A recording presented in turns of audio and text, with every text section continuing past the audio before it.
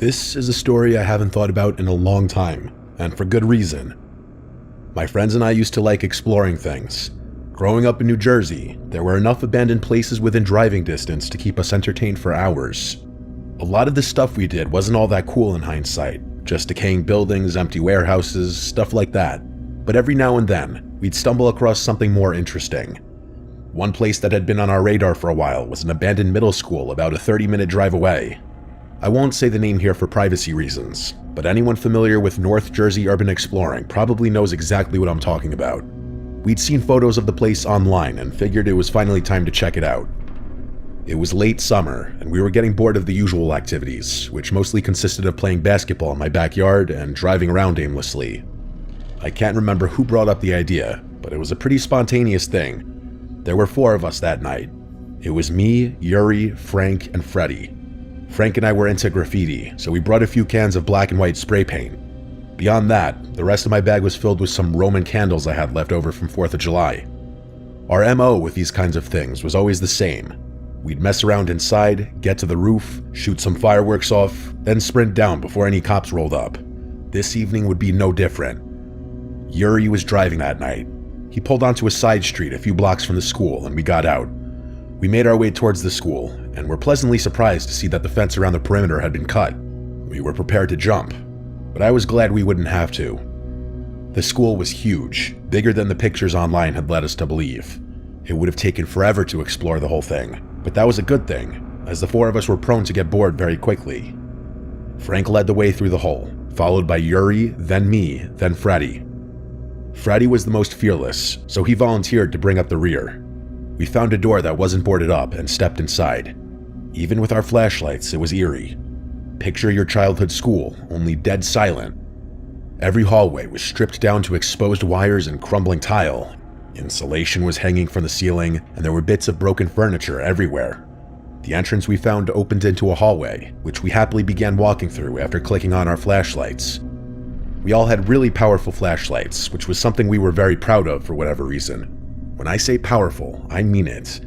Mine was $60 and could illuminate an entire room with a beam strong enough to blind you for a few seconds if you mistakenly glanced at it. It was honestly a lot of money for a flashlight, but I thought it was worth it. The walls were coated in graffiti, some of it good, some of it awful. Frank and I paused here and there to check out a few tags, but mostly we kept moving. I'll spare you most of the details about the building itself, but it was honestly really cool. Seeing all those seats and a stage that was literally falling apart was a dope sight. We made a quick loop through the basement, which was by far the most rundown part of the school. We didn't spend much time down there, partly because of the wear, but mostly because I could tell my friends were getting creeped out. One of the rooms had a massive pentagram painted on the floor, which wasn't exactly a comforting sight. Creepy, yeah, but it wasn't unusual. Anyone who's done urban exploring knows these pop up everywhere. We didn't linger. The 4 of us eventually made our way to the 2nd floor. One of the classrooms had a completely untouched white wall, basically a blank canvas. Frank and I grinned and started throwing paint up, while Yuri and Freddie said they were going to keep exploring and look for a way to the roof. They disappeared down one of the dark hallways while we stayed back, tagging. Once we wrapped up our piece, Frank wanted to keep working on another section of the wall. I wandered out of the room to check out some of the better artwork along the nearby corridors. After about 5 minutes of just standing and admiring the art, I heard Frank yell out from behind me. He sounded angry and asked if I was messing with him. I told him I don't know what he was talking about, and he told me to quit the act, still angry. Before I could figure out what he meant, he said, "I know you took my bag." I swore I didn't do anything, that I had been standing in the hallway the entire time. He believed me and muttered something about how it must have been Freddie. To be fair, it was the type of thing Freddie had a tendency to do. We searched the room with our lights just to be safe, but there was nothing. The bag was gone. We couldn't do much more tagging without the bag since it had all the unused paint in it, so we just went to find the guys, who we assumed were on the roof by then. We went as far up as the stairs would take us, but unfortunately, they didn't lead to the roof. We wandered the floor aimlessly, checking various rooms for a way to the roof.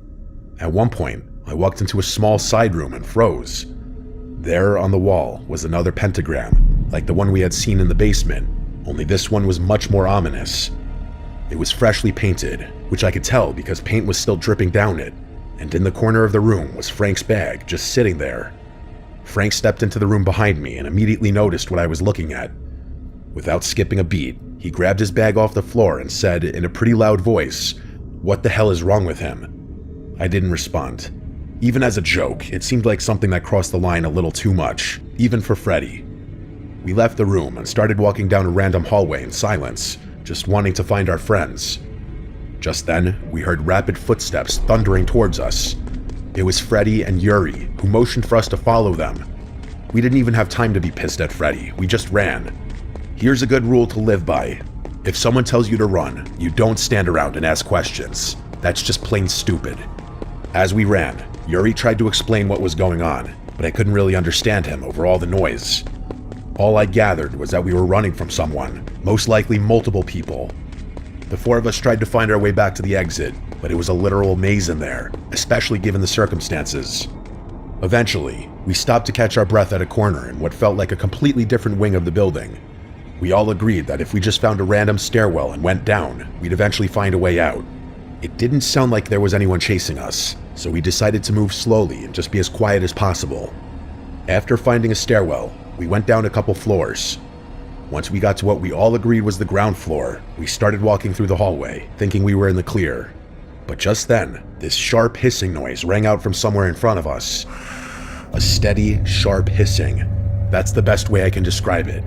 It sounded like someone trying to imitate a cat. The four of us froze, hoping that whoever was down there didn't notice us. But as we were slowly and quietly retreating back the way we had come, a deep voice said something from beyond the darkness in front of us. He said, word for word, "I should have cut you when I had the chance." We didn't wait another second, we just ran. This time I could actually hear several sets of footsteps behind us, which made things 10 times scarier than they had been before. They were yelling obscene things behind us, stuff about how they were going to kill us and how they had all the exits covered. It was the scariest moment of my life. I thought we were going to have to run back upstairs and hide somewhere in the building, but somehow, Yuri took a turn at the right moment, and up ahead, we saw the original door we'd come through. We kept running even after making it outside, then through the fence and all the way back to Yuri's car. Yuri drove off, and even though we all looked back at the school, there wasn't much we could make out on account of how dark it was. We weren't sticking around though. As we were driving away, Freddy told us their side of the story. He said that after they failed to find a way to the roof, they had gone down a floor to look for us. Apparently, Freddy started hearing weird metallic clinking coming from one of the rooms, which he assumed was us. He and Yuri walked inside and saw 3 cloaked figures sitting in a circle, hunched over something on the floor.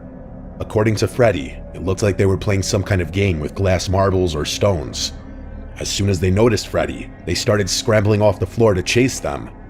Yuri and Freddy ran back up to the 4th floor to try and lose the people chasing them, which is where they found us. There were so many things that didn't make sense though. The most obvious question, at least the one I had, was why would they toy with us by taking Frank's bag if they really had hostile intentions? Freddy's theory was that whoever was in there thought we'd never be able to find our way out, so they figured they'd toy with us first. Yuri thought that the room with the pentagram in it was where they were going to kill us or sacrifice us, or some weird cult stuff, something like that. I was pretty convinced that they hadn't even been chasing us, that they had just gone downstairs to cut us off when we eventually found our way down there. Another thing, there must have been at least 4 people in there, since one of them had been messing with us, and Yuri and Freddy stumbled upon 3 more. It just didn't add up. I know it doesn't sound that scary when I break it down like this, but trust me, if you were there, you would have been terrified. We never went back there, but as far as I know, that building still exists.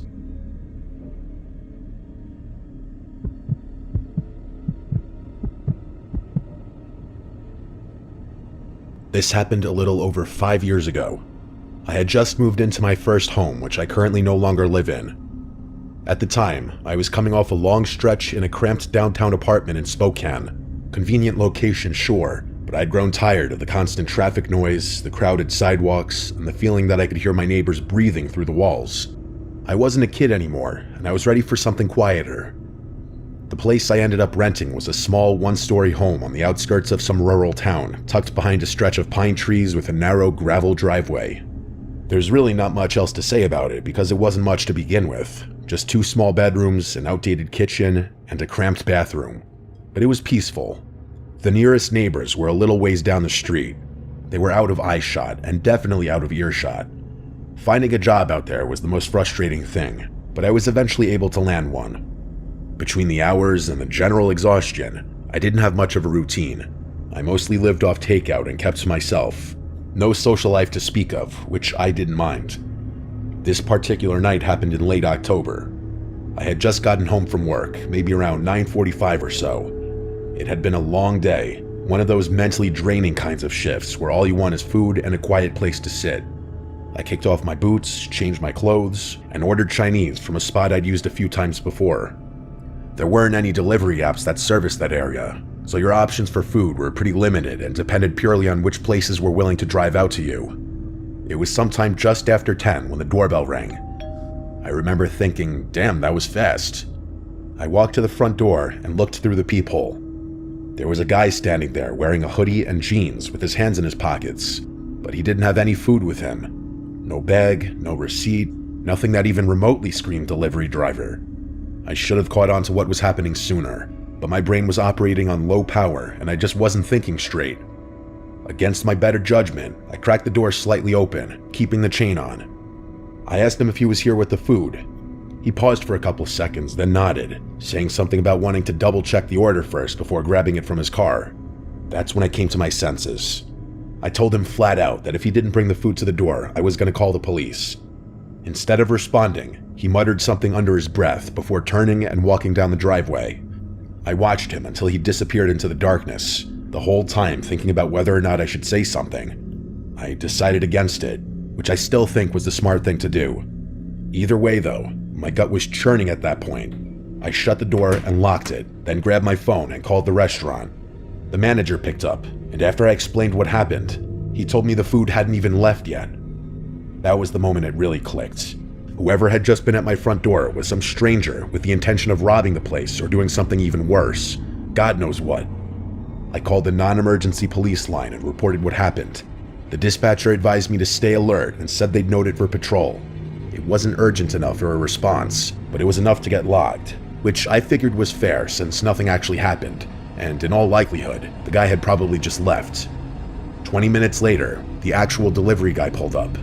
I took the food and paid him, and that was that. Around 11:30, I was in the living room watching TV with the lights off when I heard a noise. A faint scraping sound coming from the back of the house.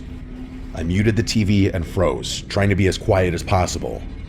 After a few agonizing seconds of silence, I heard the scraping sound again. It was coming from the back door. I was absolutely sure of it. I stared dead straight at the back of the door, and to my horror, the doorknob slightly jiggled a few times. Someone was testing it.